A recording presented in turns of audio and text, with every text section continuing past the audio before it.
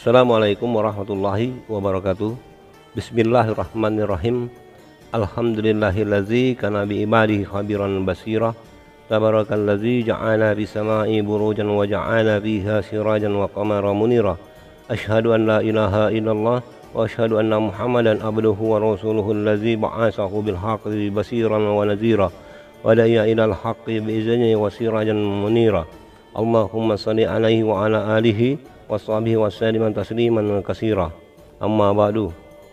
Alhamdulillah atas rahmat dan ridhonya yang senantiasa dicurahkan kepada kita semua, sehingga kita dipertemukan kembali dalam forum ke-20 dari kajian Tasawuf lil Alamin ini, di mana kajian-kajian forum tersebut mewadahi pembahasan tentang ayat-ayat kauliyah dan ayat-ayat kauniyah yang Allah hamparkan di alam semesta, termasuklah bumi yang kita pijak ini. Perlu kita ketahui bahwa kajian ini juga dimaksudkan sebagai wasilah kita dalam mendekat kepada Allah Subhanahu wa taala, di mana mendekat kepadanya adalah perkara yang sangat-sangat penting karena sejalan dengan firman-firman Allah Subhanahu wa taala di dalam Al-Qur'an Al-Karim.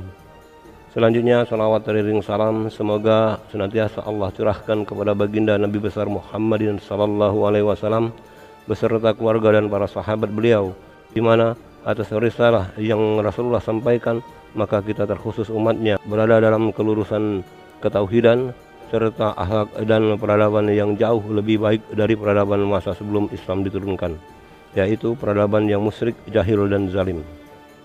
Sahabat sekalian, melanjutkan pembahasan kita tentang dimensi langit terkait dengan episode luruskan sab akidah pada tema bahasan seputar peristiwa Isra Mi'raj, di mana untuk fokus kajian kita kali ini yaitu tentang Mi'raj, yaitu perjalanan Rasulullah menembus dimensi lapis-lapis langit semesta, mulai dari langit pertama yaitu sama'ad dunia atau langit dunia hingga ke langit ketujuh yaitu langit akhirat di Sidratul Muntaha.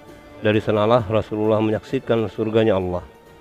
Maka di pembahasan kita kali ini, poin kajian kita adalah mengkaji tentang apa itu dimensi dan apa itu langit, terkait penegasan akan pemahaman peristiwa Isra Mi'raj terkhusus pada segmen Mi'raj. Sahabat sekalian, bagaimana biasa kita melakukan kajian kita tersebut dengan hujah ayat Al-Quran, dan kita kembali mengutip firman Allah yaitu surah Ar-Rahman ayat 33. A'udzubillahi minasyaitonirrajim. Ya ma'saral jinni wal insi in istata'tum an tanfudhu min aqtaris samawati wal ardi fanfudhu la tanfudhuna illa bi sultan. Yang artinya, wahai golongan jin dan manusia, jika kamu sanggup menembus atau melintasi penjuru langit dan bumi, maka tembuslah, kamu tidak akan mampu menembusnya kecuali dengan kekuatan dari Allah. Dari redaksi ayat di atas dapat kita maknai bahwa Allah menantang jin dan manusia untuk menembus penjuru langit. Sekaligus Allah menegaskan bahwa tidak ada jin dan manusia yang bisa menembus penjuru langit dan penjuru bumi tanpa kekuatan dari Allah. Itu artinya bahwa pada ayat ini ada kemungkinan langit itu bisa ditembus oleh jin dan manusia. Dengan kata kuncinya adalah langit itu bisa ditembus jika manusia itu mendapatkan kekuatan dari Allah Subhanahu wa taala untuk menembusnya. Terkait kata langit, jika kita perhatikan ayat 33 dari surah Ar-Rahman tersebut, bahwa di sini kata langit disandingkan dengan kata menembus.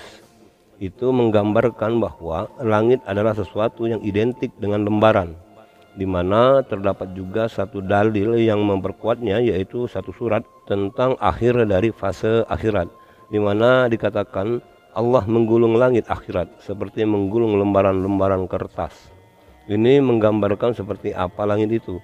Namun demikian jangan diimajinasikan seperti lembaran kertas yang ada di dunia ini, karena pastinya sangat berbeda. Sebagaimana pernah saya sampaikan pada kajian beberapa waktu yang lalu, bahwa semua kabar berita yang Allah firmankan terkait akhirat, yang terkait dengan indikasi tempat seperti padang mahsyar, mizan, surga dan neraka beserta isinya, ayat-ayat yang menginformasikan hal-hal itu adalah gambaran yang Allah informasikan. Dengan kata lain, bukanlah itu yang sesungguhnya. Untuk Rasulullah saja, satu-satunya manusia yang diberi kesempatan melihat surga secara visual, yaitu ketika Rasulullah dimi'rajkan. Itu pun surga dalam bentuk gambaran, sebagaimana ayat yang sudah kita bahas pada judul yang lalu, yaitu surat An-Najm ayat 14 dan 15. Allah Subhanahu wa taala berfirman, A'udzubillahi minasyaitonirrajim. inda sidratil muntaha, yang artinya di sidratul muntaha. Kemudian ayat selanjutnya, indaha jannatul ma'wa, di dekatnya ada surga tempat tinggal. Setiap muslim wajib mempercayai bahwa sidratul muntaha itu sebagaimana yang telah diterangkan oleh Allah dalam ayatnya, tetapi ia tidak boleh menerangkan tempatnya dan sifat-sifatnya dengan keterangan yang melebihi dari apa yang telah diterangkan oleh Allah dalam Al-Quran, kecuali bila keterangan itu kita dapat dari hadis Nabi Muhammad SAW yang menerangkan kepada kita dengan jelas dan pasti, karena hal itu termasuk dalam hal yang gaib yang belum diizinkan kita untuk mengetahuinya. Menurut hadis yang diriwayatkan oleh Ahmad, Muslim, dan Tirmizi dan lain-lainnya, bahwa Sidratil Muntaha itu ada di langit yang ketujuh. Pada ayat selanjutnya, yaitu ayat 16, Allah berfirman yang artinya, Nabi Muhammad melihat Jibril ketika Sidratul Muntaha diliputi oleh sesuatu yang indah yang meliputinya dan memperhatikan keagungan Tuhan. Dalam ayat ini Allah Subhanahu wa taala menerangkan bahwasannya Muhammad sallallahu alaihi wasallam melihat Jibril di Sidratul Muntaha itu ketika Sidratul Muntaha tertutup oleh suasana yang menandakan kebesaran Allah berupa sinar-sinar yang indah dan malaikat-malaikat. Dalam hal ini Al-Quran tidak menerangkan dengan jelas. Bagi kita cukuplah penjelasan yang sedemikian, tidak menambah atau menguranginya bila tidak ada dalil yang jelas yang menerangkannya. Seandainya ada manfaatnya untuk dijelaskan, niscaya hal itu dijelaskan oleh Allah Subhanahu wa taala. Dari penjelasan ayat-ayat tersebut dapatlah kita pahami bahwa terkait surga yang Rasulullah saksikan, surga dimaksud adalah gambaran dari surga yang sesungguhnya. Kendati demikian, yang eksklusif dari Rasulullah secara pribadi adalah beliau terpilih sebagai satu-satunya manusia yang diberi Allah kesempatan mendapatkan informasi tentang surga ini, yaitu informasinya dalam format informasi visual. Masya Allah, Allahumma shalli ala Sayyidina Muhammad. Sahabat sekalian, Allah merahasiakan tentang surga ini sesungguhnya bertujuan tak lain dan tak bukan agar manusia termotivasi dan menjadikannya ekspektasi terbesar dalam hidupnya, dan hanya manusia yang tauhidnya yang lurus yang dimampukan untuk menerjemahkan makna rahasia seperti ini dengan benar. Di realitas kehidupan ada banyak manusia yang disesatkan oleh setan dalam menerjemahkan makna akan surga tersebut. Bahkan sampai-sampai ada juga para kalangan yang tidak percaya akan janji surga tersebut. Semangat dan motivasi dalam diri manusia akan ekspektasi yang sebetulnya semua ekspektasi skala duniawi adalah semu jika tidak disambungkan dengan ekspektasi akhirat. Ini menunjukkan bahwa akhirat itulah ekspektasi yang sesungguhnya. Mengapa semua ekspektasi dunia yang tak tersambung kepada ekspektasi akhirat adalah semu? Satu contoh, seberapa banyak pun uang yang kita dapat ujung-ujungnya akan habis juga. Cari lagi, habis lagi, cari lagi dan habis lagi, begitu saja seterusnya. Kalaupun tidak habis, katakanlah terkumpul dan menggunung, maka pastinya akan hilang nuansa nikmatnya. Jadi kalau ditanya apa yang didapat, maka jawabannya nothing. Namun berbeda jika dari rezeki yang kita dapatkan itu sebagiannya kita belanjakan di jalan Allah, misal infak, sedekah dan sebagainya, dengan hanya mengharap ridha Allah, maka itulah yang sebenar-benarnya yang kita dapatkan dan akan kita tuai di akhirat kelak. Sahabat sekalian, kita kembali kepada fokus kajian kita. Selain surat Ar-Rahman ayat 33, di ayat yang lain Allah menjelaskan bahwa langit itu memiliki pintu, di mana masing-masing langit mulai dari langit pertama, kedua, ketiga hingga ketujuh dapat ditembus dengan melewati pintu-pintunya. Kata pintu di sini menjelaskan tentang dimensi. Satu dimensi atau ruang pastinya memiliki akses jalan masuk, yaitu pintu. Namun sekali lagi jangan membayangkan layaknya pintu rumah. Ini sama sekali berbeda. Namun istilah pintu dalam ayat Al-Quran tersebut adalah kata kunci untuk memahami hikmah di balik istilah langit dan penjurunya sesuai informasi yang ada di dalam Al-Quran itu sendiri. Allah Subhanahu wa taala berfirman, A'udzubillahi minasyaitonir rajim, walau qatahna 'alaihim babam minas samai fadhallu bihi ya'rujun. Yang artinya, dan kalau kami bukakan kepada mereka salah satu pintu langit, lalu mereka terus-menerus naik ke atasnya. Kemudian ayat selanjutnya, a'udzubillahi minasyaitonirrajim, laqalu innama suqiral absaruna bal nahnu qaumum masqurun, yang artinya tentulah mereka berkata, sesungguhnya pandangan kamilah yang dikaburkan, bahkan kami adalah orang yang terkena sihir. Dua ayat di atas sangat menarik, di mana Allah menginformasikan bahwa langit-langit itu ada pintu-pintunya, dan jika dibukakan pintu itu maka manusia dapat melewatinya. Terkait dengan peristiwa Isra Mi'raj yang merupakan sebuah perjalanan melewati pintu-pintu langit itu terus menerus ke atas, namun jangan kita bayangkan seperti pintu di rumah kita atau seperti gambaran imajinasi orang-orang di abad pertengahan di mana ada sebuah tangga menuju ke atas sampai ke dinding langit dan seterusnya. Sekarang ini ilmu astrofisika telah berkembang sangat pesat sehingga bisa dijelaskan bahwa memang ada pintu-pintu atau lubang-lubang antar dimensi itu, dan pintu-pintu ini bisa dimungkinkan orang bisa melewatinya, bisa menembus dimensi ruang yang jauh lebih besar dan tinggi dari dimensi ruang dunia ini. Secara ruang, semua dimensi langit itu sudah diciptakan Allah, hanya saja untuk fase waktunya yang belum diberlakukan. Maka dari itu, saat di Sidratul Muntaha, Rasulullah sudah menyaksikan surga dan neraka secara ruang dimensinya, tapi secara fase waktu belum terjadi.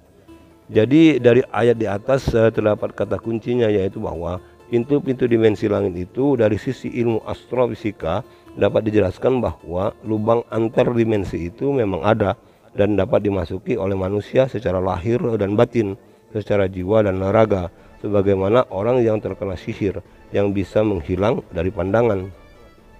Dalil yang lain yang menginformasikan tentang keberadaan dimensi ruang yang ada di langit ketujuh, di mana Allah berfirman dalam surat Ma'arij ayat 3 dan 4. Allah Subhanahu wa taala berfirman, a'udzubillahi minasyaitonirrajim, minallahi zilal ma'arij, ta'rujul malaikatu warzuqu ilaihi bi yawmin kana miqdaruhu hamsina alfasana, yang artinya Allah yang memiliki tempat-tempat naik. Para malaikat dan Jibril naik menghadap kepada Tuhan dalam sehari setara dengan 50.000 tahun. Ayat ini sungguh luar biasa, di mana diinformasikan bahwa kecepatan malaikat itu naik turun dari langit Sidratul Muntaha ke langit dunia hanya satu hari yang setara dengan 50.000 tahun di dunia. Perbandingan waktu tersebut di dalam ilmu astrofisika atau fisika modern dapat dihitung dengan rumus relativitas waktu, yang mana rumusnya ditemukan oleh ilmuwan terkenal yaitu Albert Einstein. Malaikat adalah makhluk yang diciptakan dari cahaya, dengan demikian gerakannya adalah berkecepatan cahaya, bahkan lebih. Jika kita kaji kecepatan gerak malaikat dengan menggunakan rumus relativitas waktu, maka didapatkan kecepatan gerak malaikat Jibril itu tak terhingga. Menjadi logis bahwa Jibril hanya butuh waktu hanya 2/3 malam untuk membawa Rasulullah dalam perjalanan Isra dan Mi'raj dari Mekah ke Madinah, dari Masjidil Haram ke Masjidil Aqsa, lalu dilanjutkan naik dari langit dunia menuju langit ketujuh, yaitu Sidratul Muntaha, lalu kembali ke Mekah hanya dalam waktu kurang lebih 2/3 malam saja. Adapun analogi yang bisa kita gunakan untuk memahami peristiwa ini adalah, jika kita pergi dari Jambi ke Jakarta dengan menggunakan pesawat, maka kita hanya butuh waktu kurang lebih hanya 45 menit saja. Kalau menggunakan mobil butuh waktu 2-3 hari, dan kalau jalan kaki kita butuh waktu mungkin 1 tahun. Dalam perjalanan Isra Mi'raj ini analoginya adalah naik pesawat, sebagaimana Rasulullah menaiki malaikat Jibril yang berkecepatan cahaya, bahkan lebih cepat dari itu.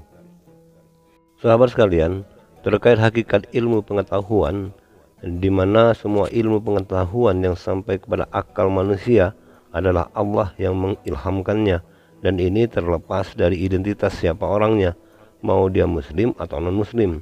Pahamilah bahwa semua ilmu pengetahuan itu dari Allah Subhanahu wa taala, dan manusia hanyalah perantara saja.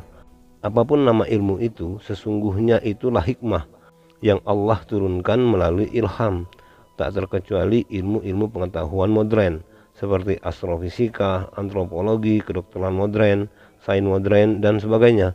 Semua ilmu-ilmu itu adalah dari Allah seluruhnya.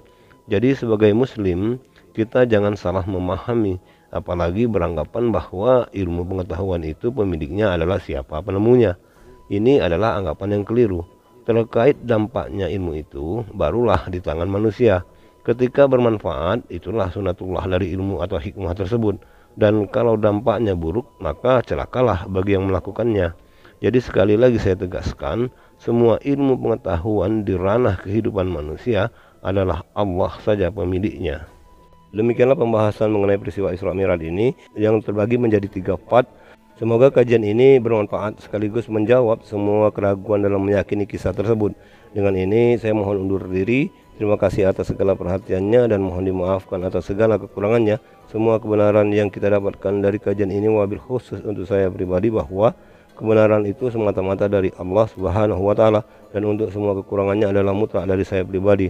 Untuk itu saya mohon maaf yang sedalam-dalamnya. Sampai berjumpa lagi pada judul kajian selanjutnya dan salam tasawuf. Assalamualaikum warahmatullahi wabarakatuh.